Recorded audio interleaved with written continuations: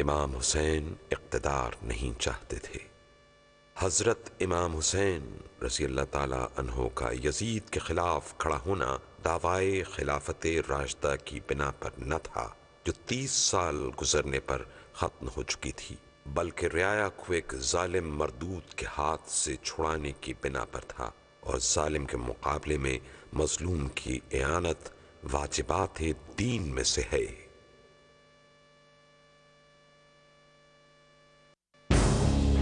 قتل حسین اصل میں مرگ یزید ہے، اسلام زندہ ہوتا ہے ہر کربلا کے بعد۔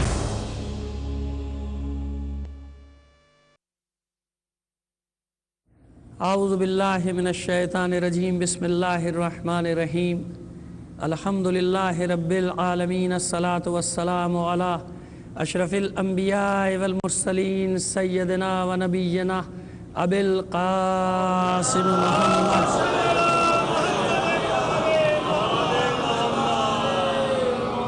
وآلہ الطیبین الطاہرین المعصومین، ولعنۃ اللہ علی اعدائہم اجمعین من الآن الی قیام یوم الدین، اما بعد فقد قال اللہ تعالی فی کتابہ المبین وہو اصدق القائلین وقولہ الحق۔ بسم اللہ الرحمن الرحیم، یا ایہا الذین آمنوا اوفوا بالعقود۔ صلوات بھیج دیجئے محمد علیہ۔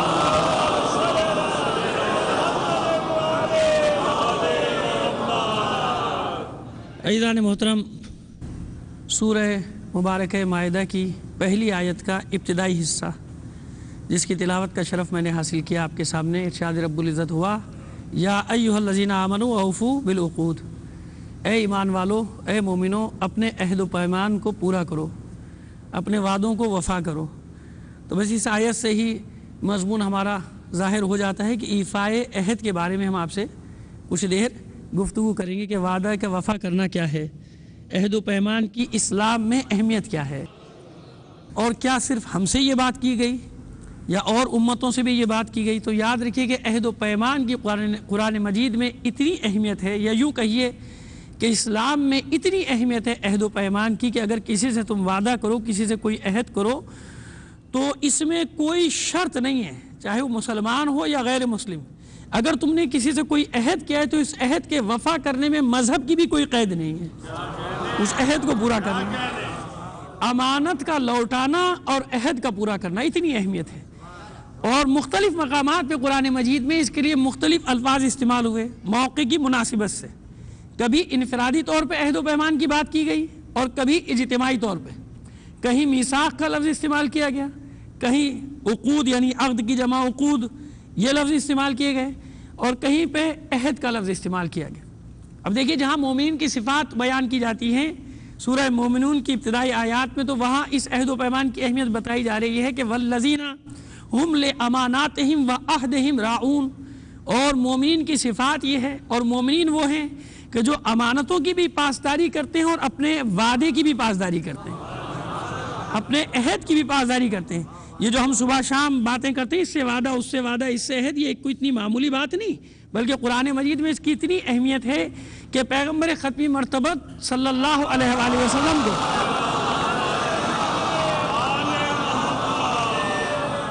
یاد دلایا جا رہا ہے، یاد دلایا جا رہا ہے۔ دیکھیے ایک بار ہوتا ہے خبر دینا کہ یہ بات ایسے تھی، ایک بار ہوتا ہے یاد دلایا جانا۔ یاد دلانے کا کیا مطلب ہے کہ واقعہ ہوا ہے، کسی کے سامنے ہوا ہے، اب موقع ہے کہ اسے یاد دلایا جائے کہ دیکھیے یہ ہوا تھا کہ نہیں ہوا تھا۔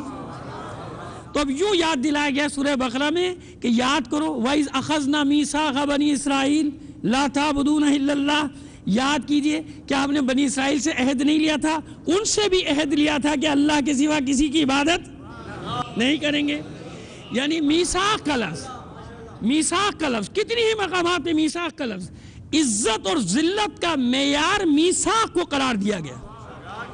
یعنی بنی اسرائیل کا جب ذکر کیا گیا تو ذلت کی وجہ یہ بتائی گئی کہ کیونکہ تم نے اپنے وعدے کو بھلا دیا، کیونکہ تم نے اپنے عہد کو توڑ دیا، لہٰذا ہم نے بھی اپنے وعدوں کو، نعمتوں کو تم سے دور کر دیا، اپنی نعمتوں اور رحمتوں کو تم سے دور کر دیا۔ یاد کرو جب تک تم نے وعدہ پورا کیا ہم تم پر نعمتیں بھی بھیجتے رہے، اور تمہیں ہم نے بزرگی بھی دی اور عزت بھی دی دنیا کی قوموں میں۔ تو اسباب تھے نا، بزرگی کے بھی اسباب تھے، عزت کے بھی اسباب. تو میثاق، اس میثاق کا ذکر جا بجا آیا. اور عہد کا لفظ کتنی جگہ استعمال ہوا. لفظ عہد ایک آیت میں نے آپ کے سامنے تلاوت کی، اور دوسری دیکھیے جب مومنین کی بات ہوئی کہ اتنے ایمان لانے کے دعوے دار ہیں اور قیامت تک آتے رہیں گے ایمان کے دعوے دار.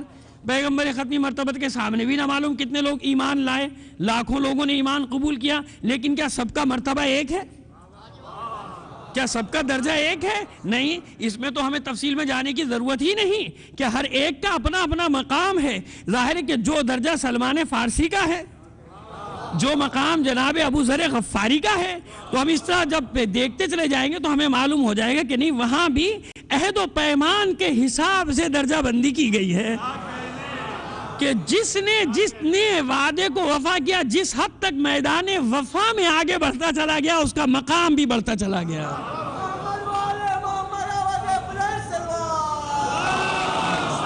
اور دیکھیے، اور اس بات کو اس انداز میں بھی قرآن مجید میں بیان کیا گیا، من المؤمنین رجال صدقوا ما عاہدوا اللہ علیہ. من المؤمنین یعنی مومنین میں سے کچھ، ایمان کے جو دعوے دار ہیں ان میں سے کچھ مرد ہیں. حالانکہ آپ دیکھیں کہ مومنین بھی مذکر کا ہی صیغہ ہے، مومنات تو لفظ استعمال نہیں ہوا. پھر مومنین کے ساتھ یہ رجال کیوں؟ مومنین دیکھیے، مومنین مومن کی جمع اور رجال رجل کی جمع، ایسا ہی ہے نا. تو مومنین بھی مذکر، مومنین تو بھائی ہیں مرد. تو مومنین کا من المؤمنین، تو اس کا مطلب یہ ہوا کہ مردوں سے خطاب ہے مومنین میں.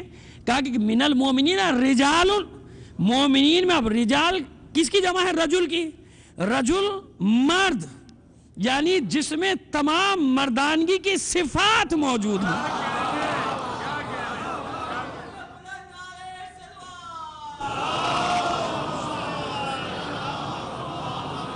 آپ نے دیکھا کہ بتایا کہ جب تک رجل نہیں بن سکتا، یعنی مردانگی کی تمام صفات پیدا ہی نہیں ہو سکتی، کب تک؟ من المؤمنین رجال صدقوا ما عاہدوا اللہ علیہ، جب تک اپنے اس عہد کو سچا نہ کر دکھائے جو اس نے اللہ کے ساتھ کیا ہے. اب دیکھیے کتنی واضح ہو کے بات کھل کر ہمارے سامنے بات آ گئی کہ مردانگی کی صفات یہ ہے کہ جو عہد جب تک پورا نہ کرے جو اس نے عہد کیے ہیں، اس وقت تک وہ رجل نہیں بنے گا. اسی لیے مختلف روایات میں رجل کا لفظ جہاں بھی استعمال ہوا تو کیوں استعمال ہوا؟ اسی لیے استعمال ہوا کہ رجل اسے ہی کہا جائے گا کہ جو کرار ہوگا اور غیر فرار ہوگا.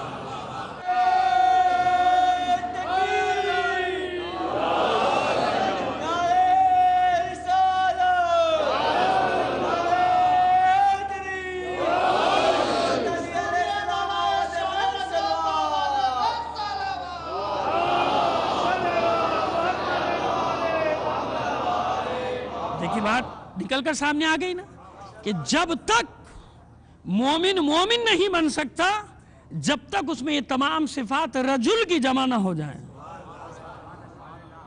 لیس البر ان تولوا وجوہکم قبل المشرق والمغرب، صرف یہ تھوڑی ہے عبادت، صرف یہ تھوڑی ہے اسلام، صرف یہ تھوڑی ہے ایمان کہ تم مغرب یا مشرق کی طرف منہ کر کے کھڑے ہو جاؤ.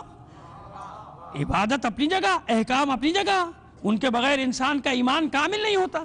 لیکن کہاں پہنچے گا مومن اور رجل مومن کی منزل کہاں پر حاصل کرے گا؟ جب اپنے عہد کو پورا کر کے دکھائے گا، جب اپنے وعدے کو وفا کرے گا. اس لیے اتنی اہمیت ہے کہ لا دین لمن لا عہد لہ. کس کی حدیث ہے یہ؟ پیغمبر ختمی مرتبہ صلی اللہ علیہ وآلہ وسلم کی حدیث. لا دین لا دین لمن لا عہد لہ، اس کا دین ہی کوئی نہیں، اس کا مذہب ہی کوئی نہیں جس کا عہد نہیں ہے. جو اپنے وعدے کو وفا کرنا نہیں جانتا، جو اپنے وعدے کو پورا کرنا نہیں جانتا، ایفائے عہد جس کے پاس نہیں، اس کا کوئی دین نہیں ہے. یعنی اگر کوئی وعدہ توڑتا ہے تو اس کا مطلب اس کے پاس دین نہیں ہے. دین کا معیار بہت ساری چیزوں کو قرار دیا جاتا ہے، لیکن نمازی ہو، پرہیزگار ہو، روزے دار ہو، حج ادا کرتا ہو، خمس زکوٰۃ جتنے بھی واجبات ہیں سب کو ادا کرتا ہو، لیکن اگر زبان ہی کا پابند نہ ہو، اپنے قول و قرار ہی کی حفاظت نہ کر سکے، اگر انبیاء کے ساتھ کیے ہوئے قول و قرار کو ہی پورا نہ کر سکے، ہے نا؟ دیکھیے نا بنی اسرائیل کیوں پستی میں گئے، بنی اسرائیل کی قسمت میں ذلت اور رسوائی کیوں لکھی گئی؟ بھائی اس لیے لکھی گئی نا کہ جو قول و قرار کیا تھا، جو عہد و پیمان کیا تھا پیغمبر کے ساتھ، اس پہ پورے نہیں اترے. اور پیغمبر کا عہد و پیمان پیغمبر کا تھوڑی ہوتا. فوق اللہ ایدیہم، یہی ہے نا کہ اللہ کا ہاتھ ان کے اوپر، ید اللہ فوق ایدیہم، اللہ کا ہاتھ ان کے ہاتھوں کے اوپر ہے. وما رمیت اذ رمیت ولکن اللہ رمی، یعنی جو فعل بھی رسول انجام دے رہا ہے چاہے بات ہی کیوں نہ کر رہا ہو، وما ینطق عن الہوی ان ہوا الا وحی یوحی، یہ نطق ہی نہیں فرماتا، یہ نطق ہی نہیں کرتا میرا رسول جب تک کہ وحی نہ ہو جائے. اگر یہ کہیں کنکر مارتا ہوا نظر آ جائے تو سمجھ لو کہ یہ کنکر اللہ مار رہا ہے نا. اور یہ جو تم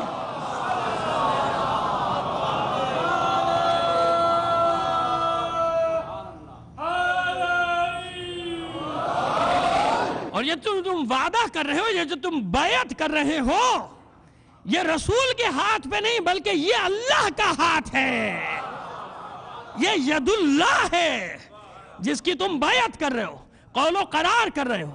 تو بس معلوم ہوا کہ انبیاء سے، جب عام انسان سے عہد توڑنا، وعدہ توڑنے کا جرم یہ کہ انسان دین سے خارج ہو جائے، تو انبیاء سے کیے ہوئے عہد و پیمان کو توڑنے کی سزا، انبیاء سے کیے ہوئے قول و قرار کو توڑنا کتنا بڑا جرم ہو گیا. ہوا کہ نہیں ہوا؟ تو اب جو رسول دیتا چلا جائے وہ لیتے چلے جاؤ. تو اب معلوم ہوا کہ جب رسول کے ہاتھ کو اللہ اپنا ہاتھ قرار دے کر عہد لے رہا ہے تو اب بات سامنے آ گئی کہ جس کے ہاتھ کو تھام کر رسول اعلان کر دے کہ من کنت مولاہ فہذا،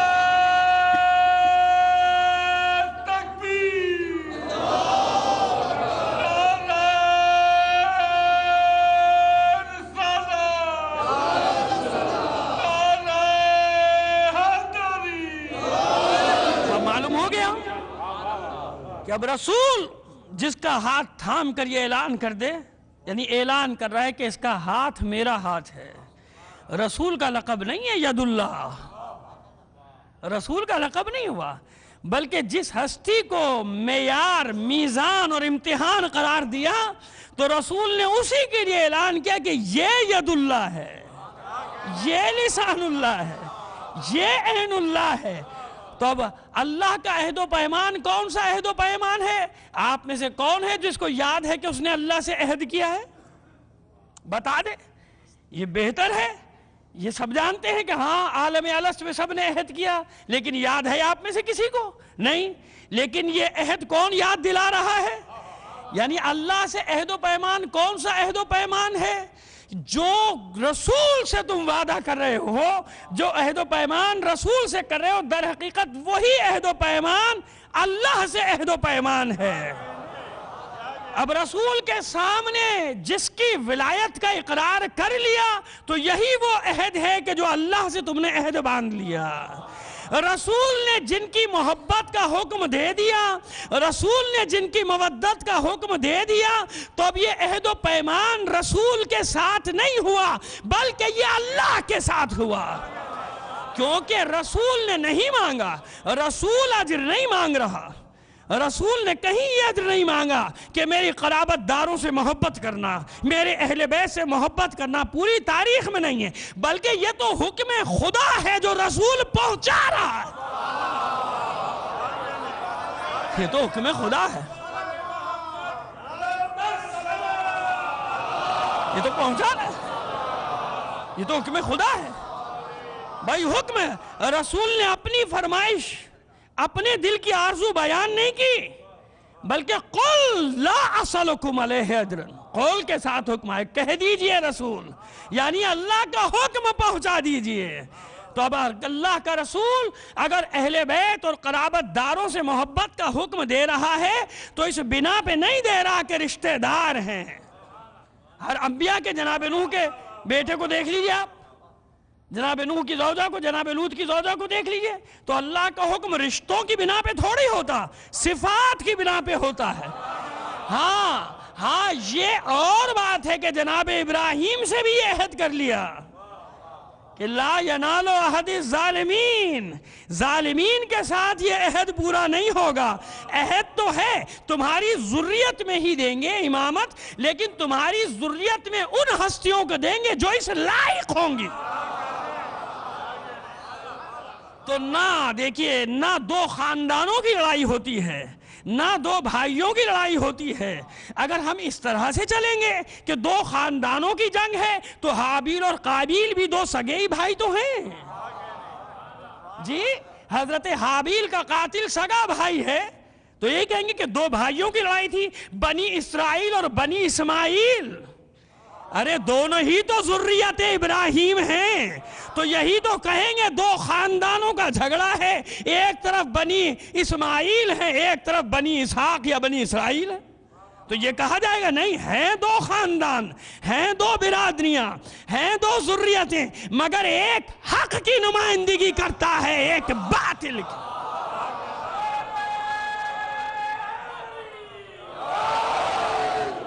یہ ہے معیار، اللہ یہ ہے معیار۔ جس نے عہد کو پورا کیا، سب پیغمبر کی اولاد ہیں، سب انبیاء کی اولاد ہیں، سارے بنی آدم ہیں، نہیں ہیں، یا بنی نوح ہیں، آدم ثانی جناب نوح۔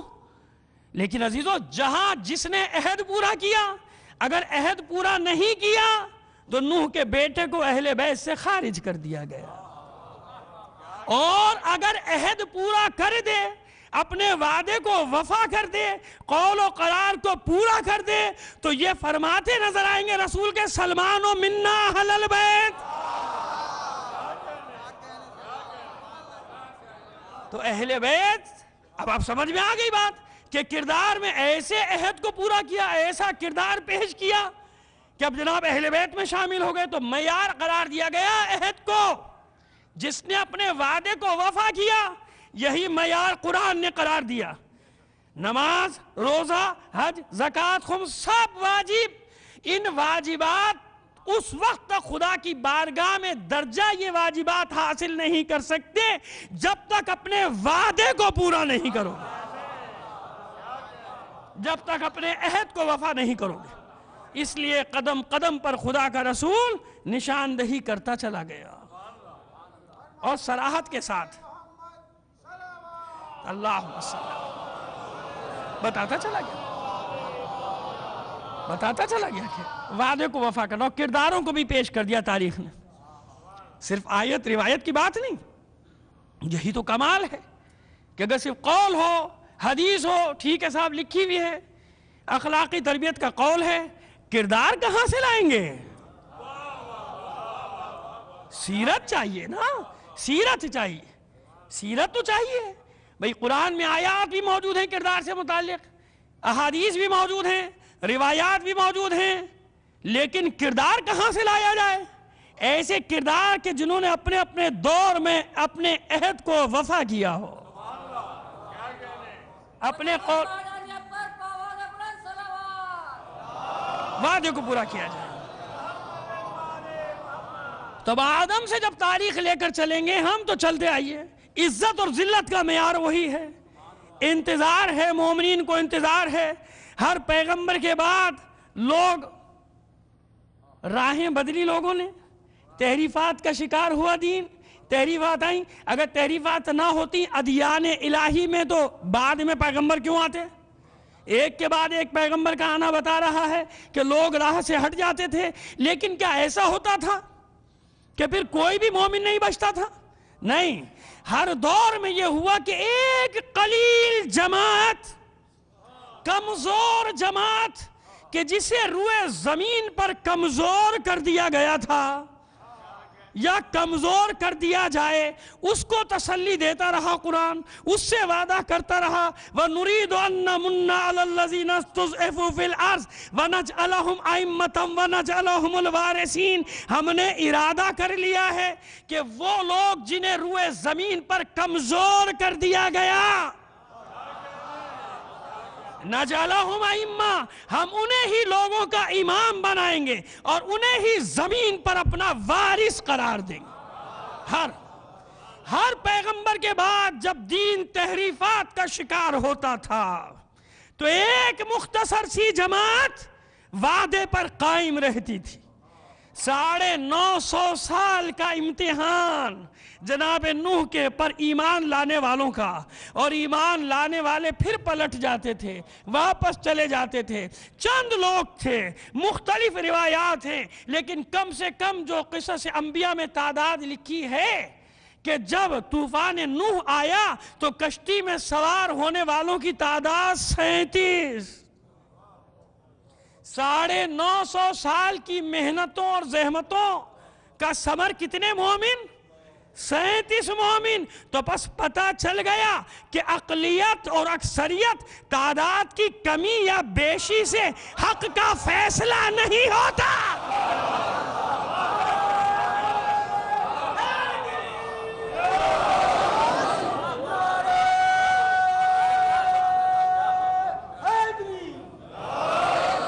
کا فیصلہ تو وعدے کو وفا کرنے سے ہوتا ہے۔ وہ 36 یا 37 تھے، مصائب جھیلتے رہے، مصیبتیں اٹھاتے رہے، سوشل بائیکاٹ ہو گیا، ناطقہ بند ہو گیا، قطع تعلق کر لیا سب نے، بات چیت بند، کھانا پینا بند، لیکن اللہ کے وعدے پر کتنے قائم ہیں؟ اللہ کو کب دیکھا؟ نہ جبرائیل کو دیکھا، نوح کی سچائی پر یقین ہے، جناب نوح کی سچائی پر یقین ہے کہ یہ اللہ کا نمائندہ ہے، ہم نے جو وعدہ کیا ہے وہ اس سے نہیں بلکہ ہمارا وعدہ اللہ سے ہے، کہ یہ سنت الہی ہے کہ جو بھی اللہ کے نمائندوں کا ساتھ دے گا اس کے ذکر کو زندہ کر دے گا، وہ سگاہ بنا دے۔ اب ایسی ہستی کا مجھے ذکر کرنا ہے کہ میں کیا کروں، حالانکہ میں تو چاہتا ہوں کہ کچھ دیر اس کے فضائل بھی پڑھ دوں آپ کے سامنے، کہ جس نے وفا کو معراج عطا کر دی۔ یعنی اگر میں کہوں صرف وفادار اور کوئی نام نہ لوں ساتھ میں تو آپ سب کے ذہن پہنچ جائیں گے علمدار کربلا تک۔ وہ مفہوم عطا کر دیا وفا کو۔ فرزند بوتراب نے تعارف ضروری ہے نا عباس کا، کون ہے عباس جس نے وفا کو یہ مفہوم دیا ہے؟ تعارف ضروری تاکہ پیغام پہنچ جائے اور معلوم ہو جائے لوگوں کو کہ عباس ابن علی علمدار کربلا کی اہمیت کیا ہے۔ واقعی کربلا یہ وہ عباس ہے کہ جس کی ماں ام البنین سے جب عقد کیا ہے مولا کائنات نے تو آپ کے بھائی عقیل ابن ابی طالب نے رشتہ تلاش کیا دیتا، کیونکہ مولا کی خواہش یہ ہے، مولا متقیان کی خواہش یہ ہے کہ ایک ایسے قبیلے کی عورت ہو کہ جس کی نسلوں میں کہیں کوئی بزدلی کا داغ نہ ہو۔ جب جا کے یہ قبیلہ تلاش کیا گیا اور اس میں بھی بہترین شاخ بنی کلاب، اور اس کے ایک فرد کو چنا گیا، فاطمہ کلابیہ نام ہے۔ ام البنین تو کنیت اس لیے پڑ گئی کہ اتنے سارے بیٹے تھے ام البنین کے۔ آپ جانتے ہیں کس ماں کا بیٹا ہے یہ عباس؟ جانتی ہے کہ واقعہ کیا ہے، ماجرا کیا ہے۔ اب مجھے یہ تکرار کرنے کی ضرورت تو نہیں نا کہ پیغمبر ختمی مرتبت نے جب جناب سید الشہداء کی ولادت ہوئی تھی اسی وقت واقع کربلا کی خبر دے دی تھی، اور میں وہ روایات پڑھ رہا ہوں کہ جن میں کوئی اختلاف کی بات نہیں، سب جگہ معلوم ہے کہ ولادت کے وقت ہی اپنے اصحاب کو بتا دیا تھا کہ میرا یہ نواسا کتنی بے دردی سے 3 روز کا پیاسا پشت گردن سے قتل کر دیا گیا۔ تو جانتی ہیں جناب ام البنین کہ میں کس گھر میں جا رہی ہوں؟ تو یہ اس ماں کا بیٹا ہے عباس کہ جب جناب ام البنین داخل ہونے لگی مولا کائنات کے گھر میں تو قدم پہلے نہیں رکھا تھا، قدم پہلے نہیں، پہلے سر رکھا، سجدہ شکر بجا لائیں کہ یہ فاطمہ بنت محمد کا گھر ہے، یہ سیدہ نساء عالمین کا گھر۔ پہلے سر رکھا، پھر داخل ہوئی ہیں گھر میں، اور جب گھر میں داخل ہوئی تو شہزادے اور شہزادیوں نے استقبال کیا۔ استقبال کرنے والوں میں کون؟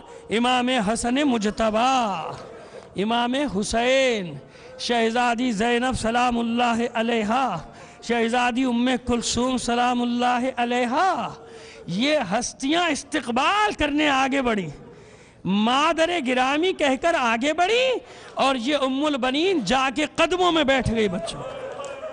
بچوں، اے شہزادے اور شہزادیوں، تمہاری ماں بن کر نہیں آئی، کنیز بن کر آئی، کنیز بن کر آئی۔ بھلا میں آپ کی ماں کا مقام لے سکتی؟ میں ادنا سی کنیز ہوں، اور مجھے ہمیشہ کنیز ہی خیال کیجیے گا۔ یہ ہے ام البنین۔ اب آپ اندازہ لگا لیجئے کہ اس ماں نے اپنے بیٹے کو کیسے پالا ہوگا، کیسے پروان چڑھایا ہوگا۔ جانتی ہے کہ مولا کائنات کے دل کی آرزو کیا ہے؟ سب بیٹے، اتنے بیٹے کربلا میں شہید ہوئے مولا کائنات کے، لیکن عباس آرزوؤں کا مرکز ہے۔ مجھے کہنے دیجئے ایک دو جملے، مجھے روایات نہیں ملی، مگر میں نے کربلا میں کچھ عجیب منظر دیکھا کہ جیسے ہر ایک شریک ہونا چاہتا ہے، جو نہیں ہے شریک ہونا چاہتا ہے۔ خدا کے رسول واقع کربلا کے وقت پردہ فرما چکے ہیں اس سے پہلے، لیکن شبیہ پیغمبر علی اکبر کا وجود بتا رہا ہے کہ کوفیوں اور شامیوں اگر بھول گئے ہو تو اس شبیہ پیغمبر کو دیکھ کر پہچان لو کہ حسین کون ہے۔ اے کوفی و شامی، اور ایسا لگتا ہے کہ حسن مجتبی کے اور بھی بیٹے شہید ہوئے ہیں، لیکن خاص شرکت قاسم ابن حسن کی صورت میں، سب سے کم عمر کربلا کا شہید، جو لڑتے ہوئے، جو میدان جنگ میں لڑتے ہوئے شہید ہوا۔ روایات کہتی ہیں کہ ان لڑنے والوں میں اتنا چھوٹا تھا قاسم کہ جب سوار ہوئے گھوڑے پر تو دونوں پیر کبھی اس طرف جھک کے توازن برقرار کرتے تھے اور کبھی ادھر، یہ حال تھی۔ ذہن میں پورے بیٹھ نہیں پاتے تھے، ذہن میں پورے جناب قاسم۔ اور کس طرح سید نساء عالمین نے شرکت کی، ثانی زہرا کا کردار بتا رہا ہے۔ یہ کربلا کی فاطمہ ہے جناب زینب۔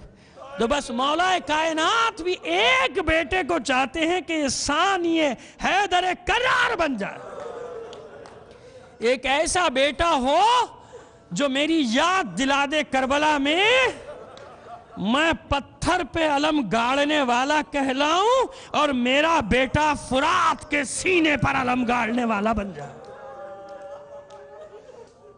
یہ ماں کا کردار اور یہ بابا علی کا کردار ہے۔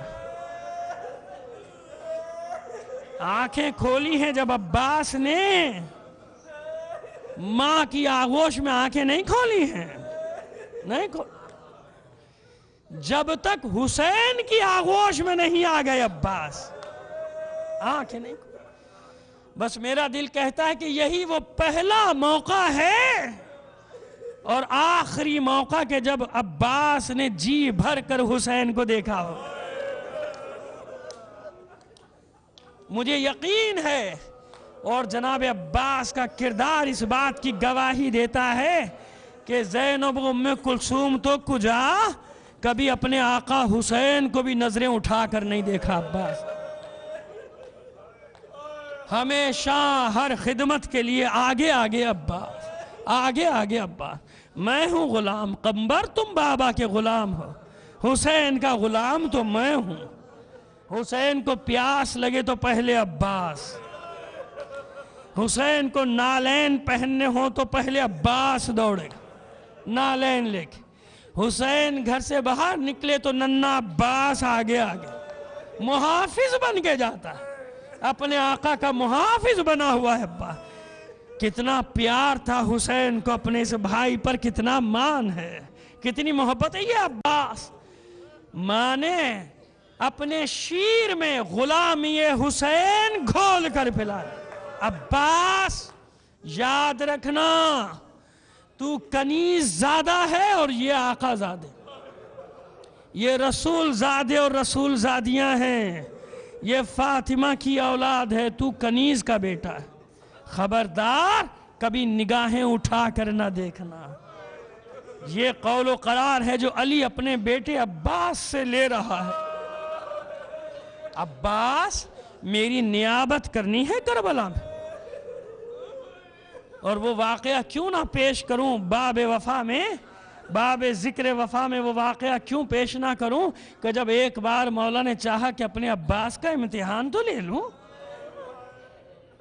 جس باغ میں میرا مولا کام کرتا تھا نا، اس باغ کی ذمہ داری عباس کو سونپ دی کہ میرے لال اس کے دروازے پر کھڑے ہو جاؤ، اور جب تک میں نہ آؤں کوئی گزرنے نہ پائے یہاں سے۔ عباس خوش ہو گئے کہ اب میں جوان ہونے لگا، چونکہ بابا نے مجھے ذمہ داری سونپ دی، اب میں بڑا ہونے لگا، لہذا باغ کے دروازے پہ عباس پہرا دے رہا۔ کچھ ہی دیر گزری تھی، دیکھا ایک سوار چلا آ رہا اور چہرے پر تحت الحنک اس طرح ڈالی ہے مامے کی کہ نقاب بن گئی۔ عباس نے دیکھا کہ آنے والے کا رخ باغ کی طرف ہے، وہیں سے زور سے پکارا، وہ آنے والے، اگر تیرا ارادہ اس باغ سے گزرنے کا ہے تو کسی اور راستے سے چلا جا۔ آنے والا آگے بڑھا، پھر عباس نے پکارا، آگے مت بڑھ، ٹھہر جا، کسی اور راستے سے جا یا انتظار کر۔ جب آنے والا اور آگے آیا تو اب علی کا لال آگے بڑھا اور لجام فرس کو تھام لیا، کہا ٹھہر جا، اور آنے والا رک گیا، کہا ٹھہر جا، تو نے سنا نہیں میں نے تجھ سے کیا کہا، یا انتظار کر، جب میرا بابا آ جائے گا پھر تو اس باغ میں داخل ہو سکتا، یا کسی اور راستے کو اختیار کر۔ آنے والا بہت ضدی اتر آیا، جب اترا تو جناب عباس نے تیور دیکھے کہ اب یہ لڑنے پر آمادہ ہے، تو مسکرایا عباس، اور مسکرا کے کہتا ہے ٹھہر جا، دیکھ میں لڑنے سے پہلے تجھے بتا دینا چاہتا ہوں کہ میں کون ہوں۔ علی کا بیٹا ہے نا، بے خبری میں نہیں مارنا چاہتا، بے خبری میں نہیں لڑنا چاہتا آنے والے سے، کہ ٹھہر، مسکرا کر کہا سن، میرا تعارف یہ ہے کہ میں شہسوار عرب، فاتح بدرونین، فاتح خیبر و خندق، علی کا بیٹا عباس، اور میں نے شمشیر چلانا اپنے بابا سے سیکھا ہے۔ ایسا نہ ہو کہ بے خبری میں تو میرے مقابلے پر آ جائے۔ لیکن آنے والے نے تو حملہ بھی کر دیا، مناقشہ ہوتا رہا دیر تک۔ عباس کو کچھ دیر میں اندازہ ہو گیا کہ آنے والا کوئی معمولی شمشیر زن نہیں، اور کچھ دیر کے بعد نو عمر عباس کے بازو تھکنے لگے، اور جب تھکاوٹ کا احساس ہوا تو عباس نے عجیب لہجے میں پوچھا کہ آنے والے، تو نے اب تک اپنا تعارف نہیں کرایا، ارے تو ہے کون؟ تو بالکل ایسے تلوار چلاتا ہے جیسے میرا بابا چلاتا۔ اب تو میرے بازو بھی جواب دینے لگے۔ بس ادھر عباس نے یہ جملے کہے، آنے والے نے تلوار پھینکی اور عباس کو سینے سے لگا لیا۔ عباس میرے لال، اتنی دیر تک تو کسی اور سے نہیں، اپنے بابا علی سے۔ عباس مجھے یقین ہو گیا کہ اب تو کربلا میں میری نیابت کا حق ادا کر دے۔ یہ ہے وہ وعدہ یہ ہے وہ عہد جسے عباس پورا کرنے کے لیے کربلا پہنچا. انتظار کر رہا ہے عباس. 2 محرم کو قافلہ کربلا میں رکا. عباس کو اطمینان ہے کوئی بات نہیں میں موجود ہوں. بیویوں کو اطمینان ہے عباس موجود. بچے مطمئن ہیں کتنا ہی بڑا لشکر کیوں نہ آ جائے عباس موجود ہے. 5 محرم کو خیمے ہٹائے گئے. عباس نے خط کھینچ دیا تھا کسی کی مجال ہے میرے مولا کے خیمے ہٹا دے. حسین کا ہاتھ عباس کے شانے پر آیا. عباس خیمے نہر سے ہٹا لو. عباس کو بابا سے کیا ہوا وعدہ یاد آ گیا. وعدہ یاد ہے عباس کو حسین میرا مولا ہے حسین میرا امام ہے. اسی تلوار سے خیموں کی تنابیں کاٹ ڈالی.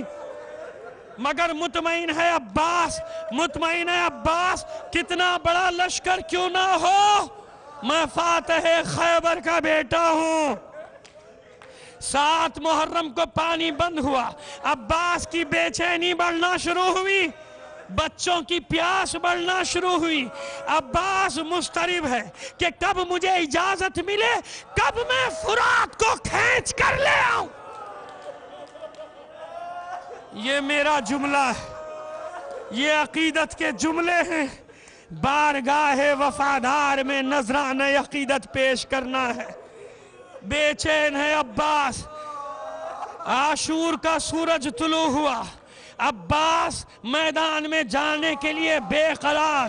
حسین نے قریب بلایا علم ہاتھ میں دے دیا. عباس تم علمدار ہو. سمجھ گئے عباس کہ لڑنے کی اجازت نہیں میدان میں جانے کی اجازت نہیں. سمجھ گئے عباس. علم لیے عباس کھڑے رہے. مقدمت الجیش ختم ہوتے دیکھا. میمنہ ختم ہوتے دیکھا. میسرہ ختم ہوتے دیکھا. وہ وقت آیا ظہر کے بعد کہ عباس نے خلف لشکر کو جو دیکھنا چاہا تو اب پیچھے بھی کوئی باقی نہیں بچا. جب کوئی باقی نہ بچا جب عباس کو کوئی نظر نہ آئے خیمہ حسین کے پاس در خیمہ پر آ کے اجازت طلب کی. مولا یہ غلام اذن باریابی چاہتا. اجازت ملی. خیمے میں داخل ہوئے عباس اور سر جھکائے کھڑے ہیں. پوچھا حسین نے عباس کچھ کہنا چاہتے ہو؟ کہا مولا اجازت ہو تو کچھ عرض کروں. کہو عباس کیا کہنا چاہتے ہو؟ کہا مولا اب اس غلام کو بھی جانے دیجئے. مولا بچوں کی پیاس نہیں دیکھی جاتی.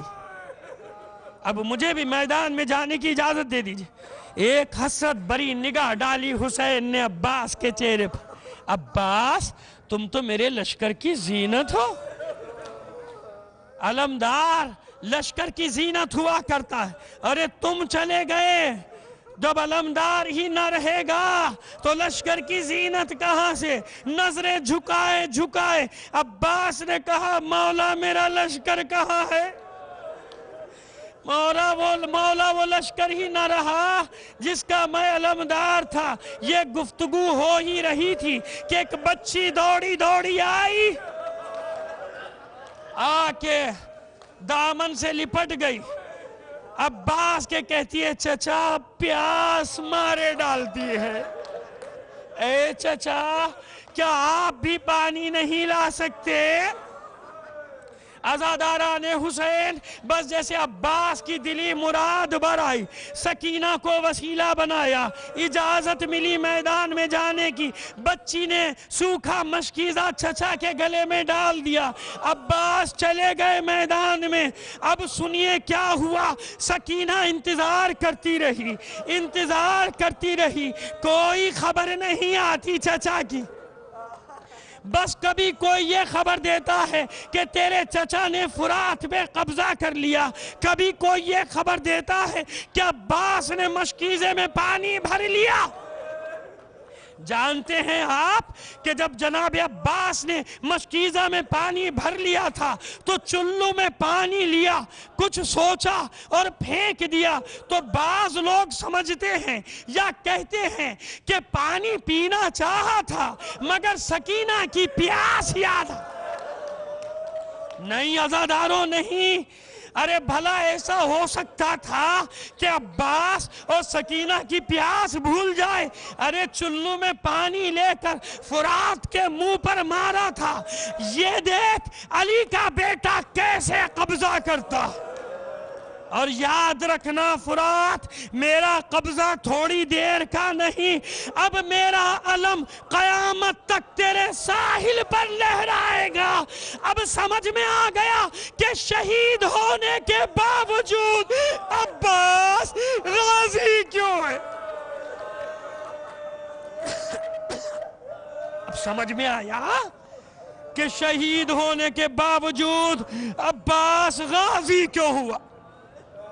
بہت دیر ہوئی، واپس نہیں آتا چچا۔ اے اماں فضہ، ذرا میرے چچا کی خبر تو لے کر۔ فضہ نے خیمے کا پردہ اٹھایا، کچھ دیر مشاہدہ کرنے کے بعد کہتی ہے، سکینہ مبارک ہو، مبارک ہو، تیرے چچا نے اپنے وعدے کو وفا کر دیا، تیرے چچا نے اپنا عہد پورا کر دیا، تیرے چچا کا علم آ رہا ہے۔ میں دست بست عرض کرتا ہوں، اے اماں فضہ، ارے کچھ انتظار کر لیا ہوتا، آپ نے علم آتے دیکھا، یہ نہیں دیکھا کہ وہ علم عباس کے خون میں ڈوبا ہوا۔ عباس نے اپنا عہد ایسے پورا کیا کہ شانے کٹ گئے، سر پہ گرز لگا۔ اپنے مولا حسین سے کہا، مولا میرے لاشے کو یہیں چھوڑ دیجئے گا، یہیں چھوڑ دیجئے گا، خیمے میں مت لے کے جائیے گا۔ ارے یہ حسین ہے جو خون میں ڈوبا ہوا علم لے کر آ رہا ہے۔ سکینہ نے جو ہی سنا کہ میرا چچا رہا، دوڑنا شروع کیا، ایک خیمے سے دوسرا خیمہ، دوسرے خیمے سے تیسرا خیمہ، پکارتی جاتی ہے، آؤ بچوں آؤ، اپنے اپنے کوزے بھی لیتے آؤ۔ میں نہ کہتی تھی میرا چچا ہے عباس، وہ دیکھو میرے چچا کا علم۔